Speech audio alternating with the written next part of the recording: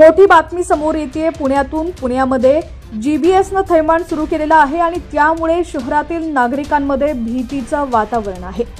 याच दरम्यान टेन्शन वाढवणारी एक मोठी बातमी समोर आली आहे। याच जीबीएसमुळे पुण्यातील एका तरुणाचा मृत्यू झाल्याची माहिती समोर आली आहे। पुण्यातील डीएसके विश्वमध्ये राहणाऱ्या तरुणाचा जीबीएसची लागण झाल्यानं मृत्यू झालाय। तो तरुण मूळचा सोलापूरचा असल्याचं समजतंय।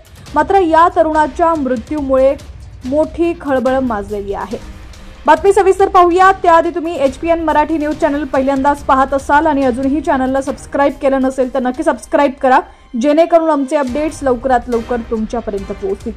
गेल्या काही दिवसांपासून पुण्यात जीबीएसनं चांगलेच थैमान घातलेलं आहे। याचे बरेच रुग्ण आढळले असून त्यांची संख्याही वाढली आहे। त्याच दरम्यान या जीबीएस या आजारानं बाधित रुग्णांचा मृत्यू झालाय। हा तरुण डीएसके विश्वामध्ये वास्तव्यास होता। तो मूळचा सोलापूरचा होता, पण काही काळापासून पुण्यात राहत होता। या तरुणाला काही दिवसांपूर्वी जीबीएस या आजाराची लागण झाली होती। जीबीएसमुळे तब्येत खालावल्यानं त्याला सोलापूरच्या एका खासगी रुग्णालयात उपचारासाठी भरती करण्यात आलं होतं।